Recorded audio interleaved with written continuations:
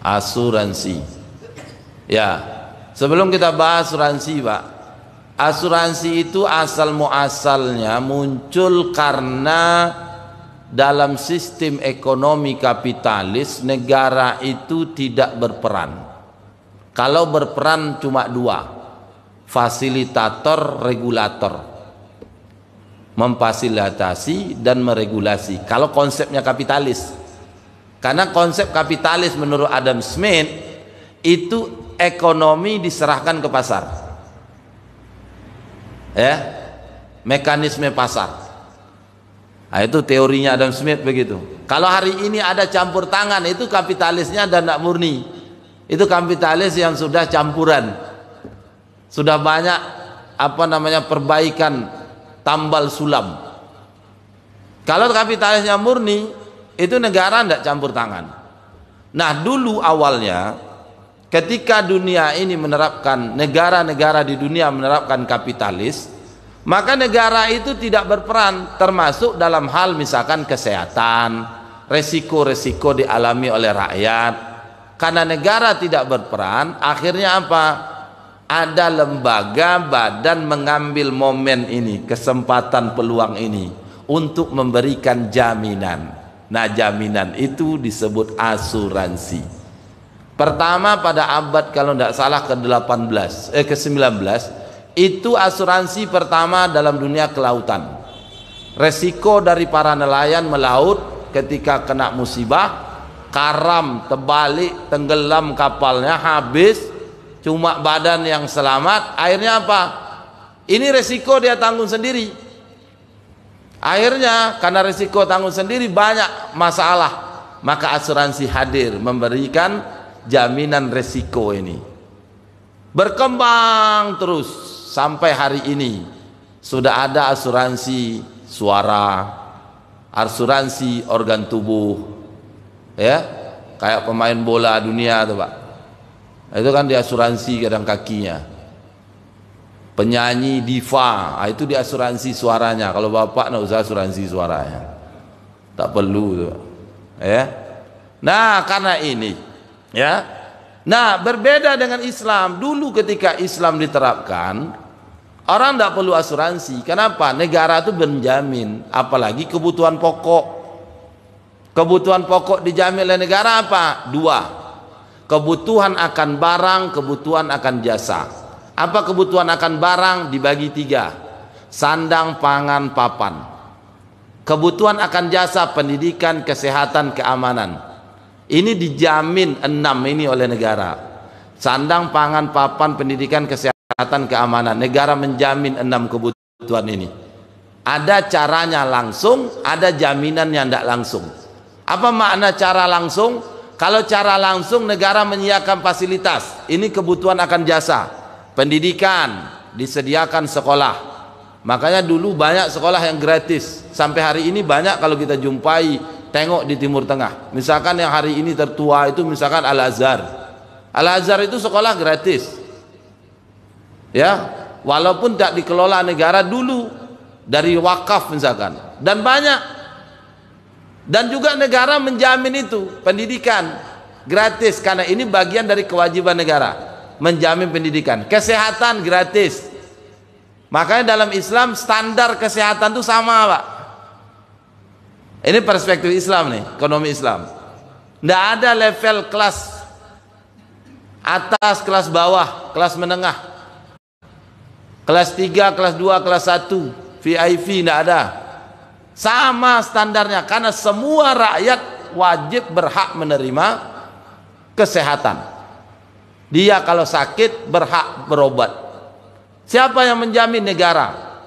Uniknya lagi Bapak Ibu yang berbahagia, di dalam Islam yang menjaga orang sakit itu dibayar oleh negara. Kenapa dibayar? Karena ketika dia menjaga orang sakit, dia meninggalkan aktivitasnya, sementara dia punya kewajiban menafkahi. 10 hari dia menunggu. Nah, ini kan 10 hari dia stop kerja. Maka 10 hari dia ditanggung, disantuni oleh negara. Itu luar biasa, Pak. Maka yang kalau seperti ini saya yakin kalau diterapkan Ada saudara yang sakit, tak repot kita mencari yang nunggu. Kalau sekarang mikir-mikir, apalagi mohon maaf, kerjanya kita kasar, kuli bangunan misalkan, kita kerja bangunan, ya dapat gaji kalau kita bekerja. Coba, kalau stop kita nunggu saudara sakit 10 hari gimana? Tak berasap dapur. Dalam Islam yang nunggu ini disantuni. Yang sakit berobat gratis, yang nunggu disantuni. Coba, itu terjadi. Nah, yang ketiga, keamanan dijamin. Nah, maka dari itu yang seperti ini tak perlu lagi asuransi kesehatan, tak perlu lagi asuransi tenaga kerja, tak perlu lagi asuransi pendidikan. Ketika memang negara berperan. Tapi ketika negara tidak berperan seperti tadi, maka perlu yang seperti ini. Hadir asuransi tadi, menjawab. Masyarakat pun kemana mau berharap lagi kecuali ke asuransi. Sehingga kalau kita kaji secara Islam, didudukkan faktanya. Nah, sederhana Pak, secara akad itu harus terjadi pada barang atau jasa. Pertanyaannya, asuransi itu pada barang atau jasa? Kalau barang pasti tidak ada wujudnya. Apa yang diakadkan? Barang, jual beli. Jual beli mikrofon jelas, jual beli handphone jelas, ada handphonenya. Asuransi jelas tak barang. Jasa juga enggak. Kenapa tidak? Karena jasa itu sifatnya bisa langsung dimanfaatkan. Rental mobil berarti mengambil manfaat mobil. Ngontrak rumah bisa langsung setelah sepakat dengan punya rumah, kita bisa langsung ambil manfaat dari rumah. Pertanyaan, asuransi bisa enggak langsung dapat manfaatnya setelah menjadi nasabah? Kalau kan asuransi kesehatan kalau sakit, asuransi jiwa kalau mati. Kalau tak sakit, premi tetap bayar. Ada di asuransi tertentu preminya hangus, mau diperpanjang bayar premi lagi karena tidak sakit. Yang kedua, kalau asuransi jiwa kalau mati, kalau tak mati, coba, walau ini terjadi ikhtilaf memang di kalangan ulama. Ada ulama membolehkan, ada yang tidak. Salah satunya Syekh Yusuf Al-Qaradawi rahimahullah ta'ala juga berpendapat demikian. Beliau malahan membagi boleh asuransi sosial, tidak boleh asuransi komersial. Ya, intinya apa? Asuransi tidak di barang, tidak di jasa. Karena tidak di barang dan tidak di jasa, secara akad menyalahi prinsip unsur akad. Nah, sehingga berakad asuransi maka mengakadkan sesuatu yang batil. Sesuatu yang batil maka mesti dihentikan. Kalau tetap dilanjutkan, maka harta yang diperolehkan dari yang batil maka hukumnya batil, haram untuk kita miliki. Sama halnya kalau diibaratkan orang akad nikah.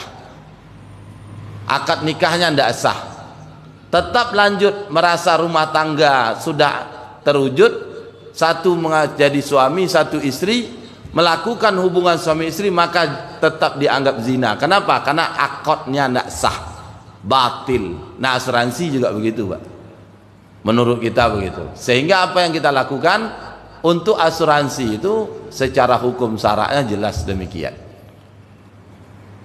Makanya kalau kita kaji lebih lanjut Pak, asuransi itu salah satu bisnis yang tak bisa disyariahkan. Karena dia tidak di barang, tak di jasa.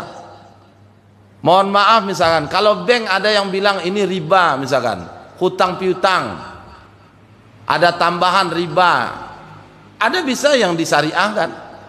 Kenapa? Jelas satu dari dua, barang atau jasa.